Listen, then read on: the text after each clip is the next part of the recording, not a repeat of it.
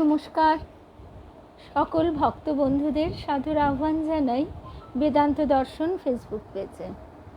বেদান্ত দর্শন ফেসবুক পেজে আজকে আমরা প্রতি মঙ্গলবারের মতো প্রাচীন সাধুদের কথা শুনব। 108 শ্রী শ্রী রামদাস কাঠিয়া বাবার অনুধ্যান। রামদাস কাঠিয়া বাবার কথা আমরা শুনছি।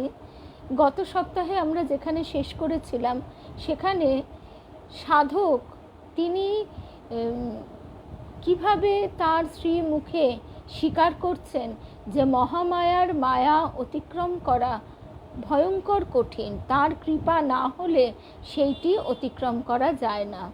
তিনি গায়ত্রী মন্ত্র জপ করে তিনি গায়ত্রী দেবীর সাক্ষাৎ লাভ করেছেন, কিন্তু সাক্ষাৎ লাভ করবার পরেও আমরা দেখলাম যে তিনি কিভাবে দুজন রমণীর ফাঁদে পড়লেন। সে কথায় আমরা ছিলাম গত সপ্তাহে। আরেকবার আমরা স্মরণ করব, তারপর এগিয়ে চলব আমাদের নতুন প্রসঙ্গে, রামদাস কাঠিয়া বাবার অনুধ্যানে। ঠাকুর আমাদের বারবার বলছেন কামিনী কাঞ্চন ত্যাগের কথা।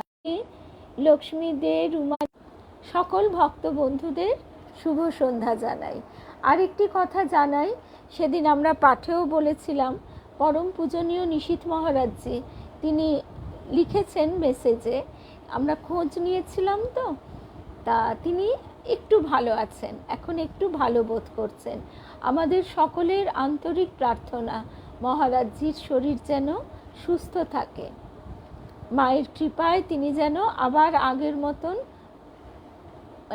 স্বাভাবিক অবস্থায় ফিরে আসতে পারেন। তাহলে ঠাকুর মায়ের সংযুক্তা শুভ সন্ধ্যা, রুদ্রাণী, মীনা সরকার শুভ সন্ধ্যা।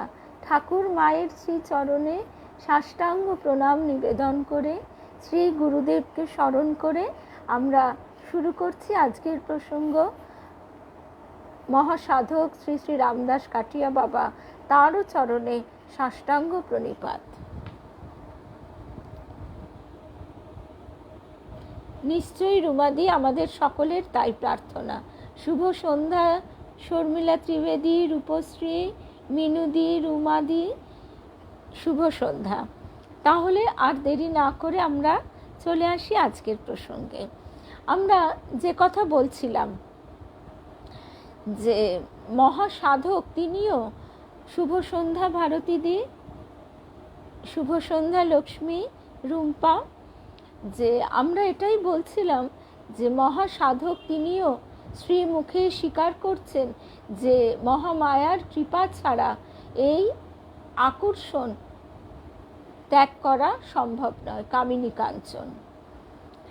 এখানে আমরা গত সপ্তাহে এই কথাই শুনেছিলাম যে এই সাধকের জীবনে তখন পরিব্রাজনের পালা। শুভ সন্ধ্যা রূপা, আর সকলকেই বললাম যে মহারাজ নিশীথ মহারাজজি তিনি আগের তুলনায় ভালো আছেন, মহারাজ নিজেই মেসেজ করে জানিয়েছেন। আচ্ছা, এইবার সাধক জীবনের পরিব্রাজনের পালা। গুরুর নির্দেশে বহু তীর্থ ও জনপদ ঘুরে তার দীর্ঘদিন কাটবে। এই সময় একবার রামদাসজি মহারাজ কোনো এক দেশীয় করদ রাজ্যে উপস্থিত হন। শুভ সন্ধ্যা কেয়া, করদ রাজ্য মানে ছোট রাজ্য, যাকে কিনা আরও বড় রাজার অধীনে থাকতে হয়, কিন্তু তিনি স্বায়ত্ত শাসনে তার কিছু প্রজাদের নিয়ে তার রাজ্য পরিচালনা করেন, আর তার বিনিময়ে তাকে কর দিতে হয়। তিনি যে বড় রাজার অধীনে থাকেন সেই রাজাকে কর দিতে হয়। শুভ সন্ধ্যা শাশ্বতী, সোমা, শুভ সন্ধ্যা। এখানকার রানী এক বিধবা তরুণী, তাছাড়া অসাধারণ রূপ লাবণ্যবতীও তিনি। রামদাসকে প্রাসাদে আনয়ন করে রানী সাহেবা তাকে সেবা যত্ন করতে থাকেন। তরুণ সাধুর ঘনিষ্ঠ সান্নিধ্যে এসে রানী ধীরে ধীরে তার প্রতি আকৃষ্ট হন। একদিন ব্যাকুলভাবে এসে রানী তার প্রেম নিবেদন করে বসেন। স্বীয় যৌবন ও বিপুল সম্পদ ভোগ করার জন্য নবীন সন্ন্যাসীকে তিনি বারবার মিনতি করেন। এই রূপসী তরুণীর সান্নিধ্যে ও তার প্রেমের স্পর্শ সাধক রামদাসকে কিছুটা চঞ্চল না করে পারেনি। কিন্তু হঠাৎ এক সময়ে তিনি সজাগ হয়ে উঠলেন। অন্তরে পড়ল বিবেকের তীব্র কষাঘাত। মোহাবিষ্ট হয়ে তিনি কি করছেন? বৈরাগ্য আশ্রম গ্রহণ করে মুক্তির সাধনায় তিনি ব্রতী। রমণীর রূপ ও মোহ কি আজ তাকে পথভ্রষ্ট করবে? সেই মুহূর্তেই এই নারী ও রাজপ্রাসাদের সমস্ত কিছু প্রলোভন ত্যাগ করে রামদাস সবেগে রাজপথে বেরিয়ে পড়লেন। শুভ সন্ধ্যা সোমা। কিন্তু এ কি অদ্ভুত ব্যাপার! ওই রূপসী রানী সাহেবার স্মৃতি তখনও তার অন্তর হতে মুছে যেতে চাইছে না। রাজপ্রাসাদের এ মোহিনী যেন তার মায়াজাল বিস্তার করে আবার তাকে কবলিত করতে চাইছে। সাময়িক এক দুর্বলতা তরুণ সাধকের অন্তরে সে সময়ে দেখা দেয়, কিন্তু ঈশ্বরের কৃপায় তিনি আত্মরক্ষা করতে সমর্থ হন। শুভ সন্ধ্যা জয়িতা। দ্রুত পদবিক্ষেপে রাজ্যের বাইরে এসে তিনি হাঁপ ছাড়েন। উত্তরকালে মহাসাধক রামদাস কাঠিয়া বাবাকে প্রায়ই বলতে শোনা যেত, অহেতুক ভগবত কৃপা ছাড়া তরুণ সাধকের পক্ষে রিপু জয় করা বড় কঠিন। পরিব্রাজক। শুভ সন্ধ্যা লক্ষ্মী। পরিব্রাজক রূপে রামদাসজি একবার উত্তরাখণ্ডের গহন বনাঞ্চলে ভ্রমণ করছেন। ঘুরতে ঘুরতে একদিন তিনি জনবিরল কোনো উচ্চ পাহাড়ে একটি প্রস্তরাবদ্ধ গুহামুখ দেখতে পান। কৌতূহলী হয়ে তরুণ সাধক তার দ্বার উন্মোচন করলেন। ভিতরে প্রবেশ করে যা দেখলেন তাতে তার বিস্ময়ের অবধি রইল না। দীর্ঘ জটাজুট সমন্বিত একটু আস্তে দীর্ঘ জটাজুট সমন্বিত বিরাট আকায় এক প্রাচীন যোগী সেখানে উপবিষ্ট রয়েছেন। রামদাসজি উত্তরাখণ্ডের গহন বনাঞ্চলে এক জনবিরল উচ্চ পাহাড়ে প্রস্তরাবদ্ধ গুহামুখে দেখতে পেয়ে এসে সেই গুহামুখটি দেখতে পেয়ে কৌতূহলী হয়ে তার দ্বার উন্মোচন করলেন, গুহার মুখে যে পাথরটি ছিল সেটি সরালেন। শুভ সন্ধ্যা কাবেরী। আমি ভাবছিলাম তোমারই কথা, যে আজকে কি তুমি থাকছো না? আজকে আমরা এই সবেই শুরু করেছি। গত সপ্তাহের কথা স্মরণ করছিলাম যে মহাসাধক রামদাস কাঠিয়া বাবাও বলছেন, অহেতুক ভগবত কৃপা ছাড়া তরুণ সাধকের পক্ষে রিপু জয় করা বড় কঠিন। তিনি কিভাবে এক তরুণী রানী সাহেবার প্রেমের ফাঁদে পড়েছিলেন সেই কথা তিনি পরবর্তীকালে বারবার বলেছেন। এমনকি তিনি যখন সেই রাজবাড়ি ছেড়ে, রাজপ্রাসাদ ছেড়ে পালিয়ে যাচ্ছেন, তখনও কিন্তু সেই রানীর স্মৃতি তার মন থেকে মুছছে না। এমনই কঠিন মায়ার ফাঁদ। তো এবারে আজকে আমরা যে নতুন প্রসঙ্গে আছি সেখানে দেখছি কৌতূহলী হয়ে তরুণ সাধক সেই প্রস্তর খণ্ড সরিয়ে দ্বার উন্মোচন করলেন। ভিতরে প্রবেশ করে যা দেখলেন তাতে তার বিস্ময়ের অবধি রইল না। দীর্ঘ জটাজুট সমন্বিত বিরাট আকায় এক প্রাচীন যোগী সেখানে উপবিষ্ট রয়েছেন। গুহার প্রান্তদেশে তিনি গভীর ধ্যানে মগ্ন। লোল চর্মের আবরণে চক্ষুদ্বয় ঢেকে গেছে। শুভ সন্ধ্যা মিতা। জয়শ্রী রূপা। শুভ সন্ধ্যা। গুহার প্রান্তদেশে তিনি দেখছেন লোল চর্মের আবরণে চক্ষুদ্বয় ঢেকে গেছে এমনই এক প্রাচীন যোগী ধ্যানমগ্ন। রামদাস তাকে দেখে ভয় পেয়ে তাড়াতাড়ি পর্বত গুহা থেকে বাইরে এসে দাঁড়ালেন। প্রাচীন তাপস ধ্যানমগ্ন হলে কি হবে, উঠে এসে গুহার দ্বারে দাঁড়ালেন। তিনি টের পেয়েছেন রামদাসের আগমন। তারপর হস্ত দ্বারা নয়নোপরি বিলম্বিত চর্মাবরণটি তিনি ধীরে ধীরে তুলে ধরলেন। রামদাসের তখন মনে হলো মহাপুরুষের চক্ষু তারকা হতে যেন অগ্নি বর্ষিত হচ্ছে। গম্ভীর কণ্ঠে বৃদ্ধ যোগীবর তার পরিচয় জিজ্ঞাসা করলেন। রামদাস ততক্ষণে ভয়ে বিস্ময়ে একেবারে আড়ষ্ট হয়ে গেছেন। অর্ধস্ফুট স্বরে তিনি উত্তর দিলেন, মহারাজ, আমি আপনার এক দিনই চেলা। চেলা? সে কি কথা? বেশ, চেলাই যদি হও, আমার আদেশ মতো সব কিছু কাজ করতে পারবে? আজ্ঞে মহারাজ, আপনার কৃপায় অবশ্যই সব পারব।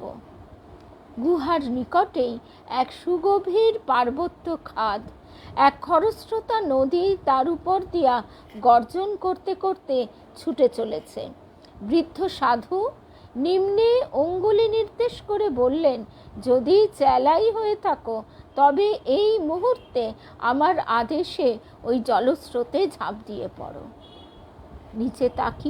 নিচে তাকিয়ে রামদাস শিহরিত হয়ে উঠলেন। পার্বত্য খাদের ওই উন্মত্ত প্রবাহে ঝাঁপ দেবার অর্থ নিশ্চিত মৃত্যু। কিন্তু আদেশ পালন না করলেই বা বাঁচবার উপায় কোথায়? রুদ্র প্রতিম এই যোগীর রোষ বহ্নি হতে যে নিস্তার নাই। এই কথাগুলি পড়তে পড়তে আমাদের সকলের মনে হয় যে ঠাকুরের কি পরম কারুণিক রূপ। শ্রী শ্রী মা, ঠাকুর মায়ের ওপর কত রকম অনাচার অত্যাচার। তিনি অবতার, তার স্বরূপই করুণা, তার স্বরূপই ক্ষমা। আমাদের দেবী মা তাই বলতেন যে আমরা মানুষ, ক্ষমা করতে জানি না বলে আমরা তার ক্ষমার রূপটা বুঝতে পারি না। ঠাকুরের উপর আমাদের কত অভিমান, কত দোষারোপ। ঠাকুর, তোমায় এত ডাকলাম, তুমি এই করলে। আর সে তো এখন। আর কত অকথা কুকথা ঠাকুরকে আজও লোকে বলে, শ্রী শ্রী মাকে বলে, কত ব্যঙ্গ বিদ্রুপ। তাও তো এখন মানুষের কি বলবো, ওই যে তার আশীর্বাদ তোমাদের চৈতন্য হোক। স্বামী শিবানন্দজি মহারাজ বলছেন যে পূর্ণ ব্রহ্ম রামকৃষ্ণ, পূর্ণ ব্রহ্ম নারায়ণ শ্রী রামকৃষ্ণ, অবতার বরিষ্ঠ তিনি। তার এই শ্রীমুখের বাণী এই পৃথিবীর কুলকুণ্ডলিনী জাগিয়ে দিয়েছে। অর্থাৎ এই জগৎব্যাপী সমস্ত মানুষের চেতনার উন্মেষ ঘটিয়েছেন। এবার যে যেখানে ছিল তার থেকে তার চেতনা বৃদ্ধি পেয়েছে। তো সেই জায়গা থেকে আমরা বুঝতে পারছি যে ঈশ্বর লাভের জন্য মানুষকে যুগে যুগে কত কঠিন সাধনা করতে হয়েছে, এবং তারাও যখন কোনো শিষ্যকে গ্রহণ করছেন তারা কত কঠিনভাবে বিচার বিশ্লেষণ করে তাকে গ্রহণ করছেন। আর মায়ের কাছে মানে হাজারে হাজারে মানুষ আসছে। এমনকি বাবুরাম মহারাজ, রাখাল মহারাজ, এরা বলছেন যা আমরা নিজেরা হজম করতে পারছি না সব মায়ের দিকে ঠেলে দিচ্ছি, আর মা নির্বিচারে সব গ্রহণ করছেন। জয় মা, জয় মা। সেই বিষ হজম করে নিচ্ছেন, এবং শুধু তাই নয়, অপেক্ষা করে আছেন যে আজকের দিনটায় কেউ এলো নি এমনি করে। আর এমনই মায়ের অবগুণ্ঠন, মানে আক্ষরিক অর্থে ঘোমটা তা নয়, তার স্বরূপের যে অবগুণ্ঠন, সেই অবগুণ্ঠনের কারণে আমরা কেউ তো তার স্বরূপ জানতে পারি না। কতিপয় ভক্ত তার স্বরূপ দেখতে পেয়েছে। আবার মা শ্রীমুখে নিজেই বলেছেন যে এই যুগে এরকমই, এখন সেই রূপ দর্শন করা যাবে না। চন্দ্রমোহন বাবুকে তিনি বারবার বোঝাচ্ছেন যে এখন এরকমই, তুমি সেই স্বরূপ তুমি দেখতে পাবে না। কিন্তু করুণাময়ী মা, দয়াময়ী মা ভক্তের আন্তরিক আকুলতায় তার স্বরূপ দর্শন করালেন, কিন্তু তিনিও অজ্ঞান হয়ে পড়লেন।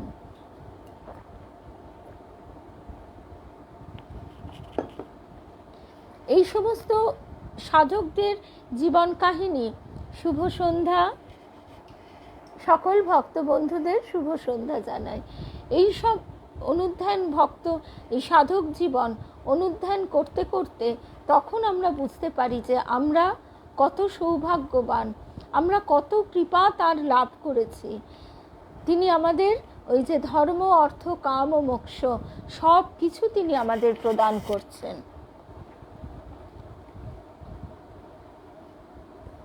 নিচে তাকিয়ে রামদাস শিহরিয়ে উঠলেন। পার্বত্য খাদের ওই উন্মত্ত প্রবাহে ঝাঁপ দেবার অর্থ নিশ্চিত মৃত্যু, কিন্তু আদেশ পালন না করলেই বা বাঁচবার উপায় কোথায়? রুদ্র প্রতিম এই যোগীর রোষবহ্নি হতে যে নিস্তার নাই। ইষ্ট নাম স্মরণ করে রামদাস পর্বত শৃঙ্গ হতে তৎক্ষণাৎ লম্ফ প্রদান করলেন। জলে নিপতিত তার দেহখানি তখন তীব্র স্রোতে ভেসে চলেছে। দেহবোধ থাকলে কেউ পারবে ওইভাবে দেহকে বিসর্জন দিতে? কি কঠিন অগ্নি পরীক্ষা!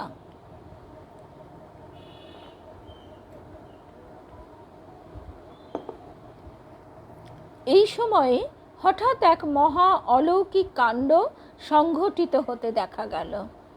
এই ঘটনা ঘটছে তার আগে কিন্তু রামদাস কাঠিয়া বাবা গায়ত্রী মন্ত্রে সিদ্ধি লাভ করেছেন। দেবী গায়ত্রী তাকে দর্শন দিয়েছেন, তারপরেও তাকে এত কঠিন পরীক্ষার মধ্যে দিয়ে যেতে হচ্ছে, কিন্তু সেই পরীক্ষায় তিনি উত্তীর্ণ হলেন। জলে নিপতিত তার দেহখানি তখন তীব্র স্রোতে ভেসে চলেছে। এ সময় হঠাৎ এক মহা অলৌকিক কাণ্ড সংঘটিত হতে দেখা গেল। বৃদ্ধ তাপস অসামান্য যোগ বিভূতি বলে তার হস্তখানি নিম্ন দিকে প্রসারিত করলেন। মুহূর্ত মধ্যে তা দীর্ঘায়ত হয়ে রামদাসের স্রোতবাহিত দেহখানিকে স্পর্শ করল।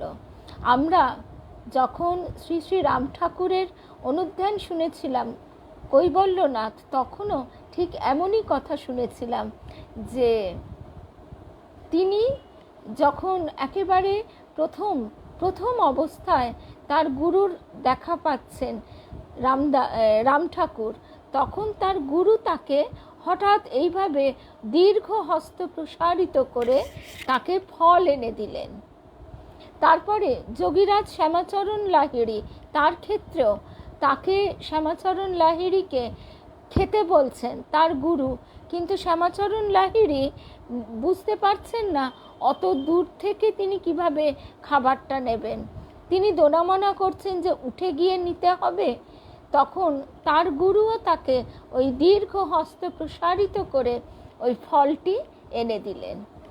তাহলে আমরা দেখছি সেদিন, গতকাল না তার আগের দিন, পরম পূজনীয়া পরিব্রাজিকা বেদরূপপ্রাণা মাতাজি এই কথাটি লিখেছেন, যে কথাটি আমরা পাঠচক্রেও শুনেছি বারবার, যে রাজযোগ বিজ্ঞান এটি একটি অসাধারণ বিজ্ঞান, এবং আমরা যাকে অলৌকিক বলি এগুলি কোনোটাই অলৌকিক নয়।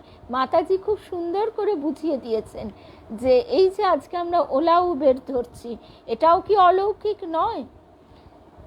যেমন ছোটবেলায় তখন প্রথম শুনছি আমার বাবার বন্ধুর কাছে যে আমেরিকায় তিনি তখন স্থায়ীভাবে বাস করছেন, তিনি বলছেন যে দরজার সামনে দাঁড়ালে দরজা খুলে যায়।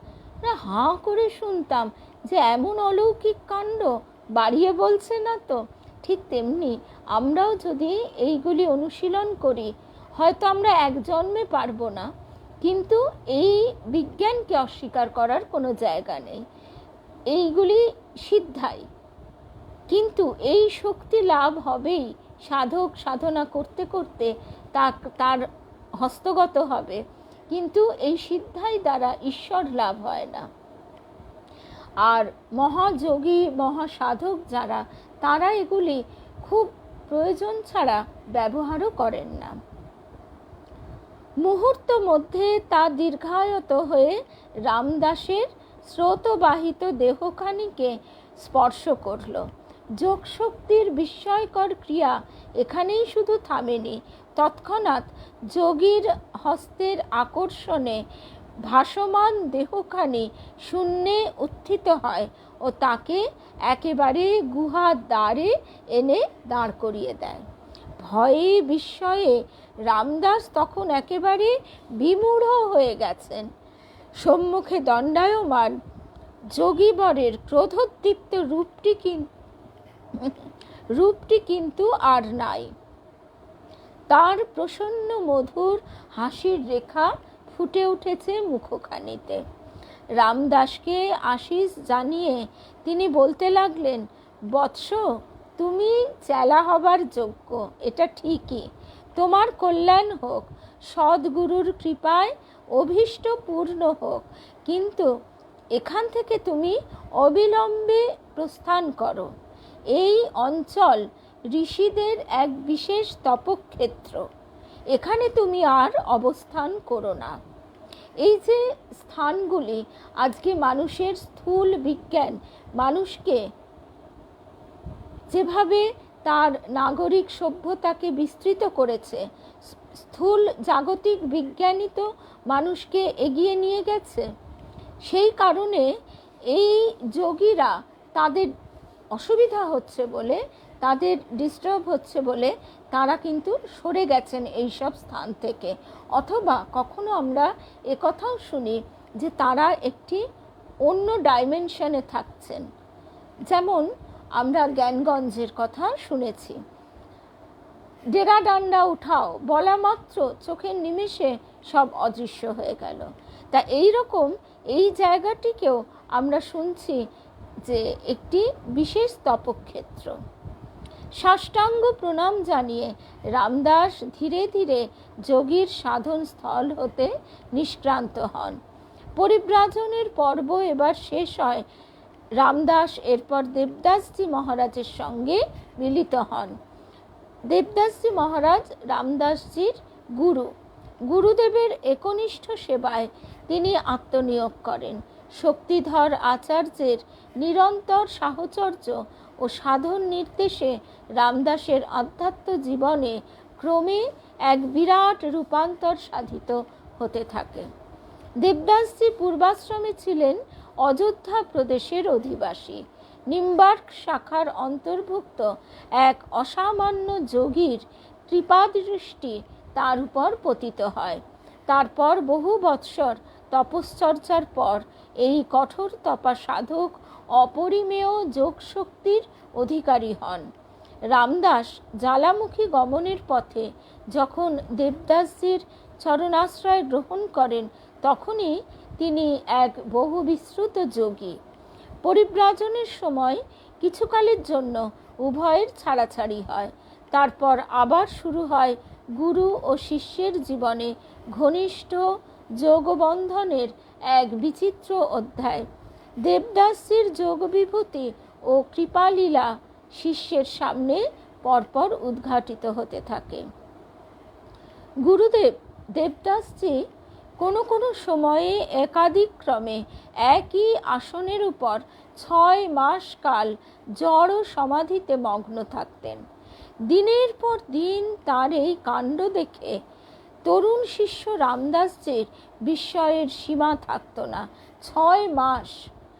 যোগীবর দেবদাসজির বাহ্য জীবনের চলাফেরার বৈশিষ্ট্য বড় কম ছিল না। নয়নে নিদ্রার লেশ মাত্র নাই। গাঁজা আর চরসের ধূমপানে তার অপরিসীম আগ্রহও ছিল। রামদাসজির চোখে গুরুর আহার্য গ্রহণ পর্বটি ছিল সর্বাপেক্ষা অদ্ভুত ব্যাপার। ধুনি থেকে খানিকটা ভস্ম নিয়ে কমণ্ডলুর জলে তিনি ফেলে দিতেন। তারপর এই বিভূতি মিশ্রিত জল সবটা পান করতেন। আবার সঙ্গে সঙ্গে এই উপাদেয় বস্তুকে উদর হতে বিদায় দিতেও তার বিলম্ব ঘটত না। যৌগিক প্রক্রিয়ায় তা উদ্গীরণ করে ফেলেই শিষ্য রামদাসকে দেবদাসজি উহা তৌল করতে বলতেন, মানে মাপতে বলতেন। প্রতিবারই মাপার পর দেখা যেত এই ভস্ম গোলা জল সম পরিমাণেই পাকস্থলী হতে পুনরায় বাহির হয়ে এসেছে। এই ছিল গুরুদেব দেবদাসজির দৈনন্দিন আহার। মহাযোগীর এই আহার সম্বন্ধে ব্যতিক্রমও যে মাঝে মাঝে দেখা যেত না এমন নয়। একবার দেবদাসজি শিষ্যকে ডেকে ব্যাকুলভাবে বললেন তার দেহে প্রচণ্ড উত্তাপ অনুভূত হচ্ছে, অবিলম্বে প্রচুর দুগ্ধ পান না করালে তার আর নিস্তার নেই। ত্রস্তব্যস্ত রামদাসজি দ্রুত পদে একটি বৃহৎ ভাণ্ড নিয়ে গৃহস্থদের বসতিতে চলে গেলেন। সাধু বাবার জন্য প্রায় আধমন দুধ সংগ্রহ হলো। হাঁড়িটি সামনে দেওয়া মাত্র যোগী দেবদাসজি মহারাজ ঢকঢক করে সবটা পান করে ফেললেন। কিন্তু দেহের গরম তাতেও মিটছে না। তিনি আরও বেশি পরিমাণ দুগ্ধ আনয়নের জন্য আদেশ দিলেন। ব্যাপার দেখে তো রামদাসের চক্ষু স্থির। আমরা ঠাকুরের কথাতেও শুনেছি তারও মাঝে মাঝে এই রকম একটা খিদে পেতেও হাঁড়ি হাঁড়ি খিচুড়ি খাচ্ছেন। এই দৃশ্য তিনি ভাব চক্ষে দেখেছিলেন, বহু মুখে হাঁড়ি হাঁড়ি খিচুড়ি। আর তাছাড়াও তিনি অনেক সময় যখন তার গলা দিয়ে এতটুকু সুজির পায়েস নামত না, সেই সময় তিনি মস্ত বড় একটা সর অবধি খেয়ে ফেলেছিলেন ভক্তদের আনা। তা এই ক্ষুধা কিন্তু সাধারণ মানুষের ক্ষুধা নয়। কিন্তু তাতেও দেহের গরম মিটছে না, তখন আরও বেশি পরিমাণ দুগ্ধ আনয়নের জন্য তিনি শিষ্যকে আদেশ দিলেন। ব্যাপার দেখে তো রামদাসের চক্ষু স্থির। যুক্ত করে সানুনয়ে তিনি বললেন, বাবা, তুমি পরমাত্ম স্বরূপ, তোমার দেহের উত্তাপ মেটাবার মতো সামর্থ্য আমার কোথায়? আধমন দুধ তো এক মুহূর্তে উড়ে গেল। আধমন দুধ তো এক মুহূর্তে উড়ে গেল, তারপর আর এখন কি করা যায়? গুরুদেব কৃপা পরবশ হয়ে স্মিত হাস্যে বললেন, না বেটা, তুমি আরও সামান্য কিছু দুধ নিয়ে এসো, এবার আমার পিপাসা নিশ্চয় মিটবে। আরও কয়েক সের দুধ সংগ্রহ করা গেল। তা পানের পর তবে দেবদাসজির দেহের উত্তাপ শান্ত হয়। ঘনিষ্ঠ শিষ্যদের পরীক্ষার জন্য শক্তিধর গুরুকে মাঝে মাঝে লীলা খেলার অবতারণা করতে হতো। একবার কোনো পার্বত্য শহরের কাছে এক গহন বনে দেবদাসজি আসন পেতেছেন। সঙ্গে তার রামদাস প্রভৃতি জনাকয়েক অন্তরঙ্গ শিষ্য। গুরুদেব হঠাৎ মধ্যরাত্রিতে আদেশ করে বসলেন, নিকটস্থ শহর থেকে এখনই 2 টাকার গাঁজা কিনে আনতে হবে। শিষ্যদের একজন, এখনই রওনা হয়ে যা। তো সকলেই প্রমাদ গুনলেন। এই জঙ্গল হিংস্র জন্তু ও সাপদ সংকুল। এই সময় বাইরে যাওয়া মানে প্রাণ হাতের মুঠোয় করে যেতে হবে। তাছাড়া অন্ধকার রজনীতে পথ চেনারও কোনো উপায় নেই।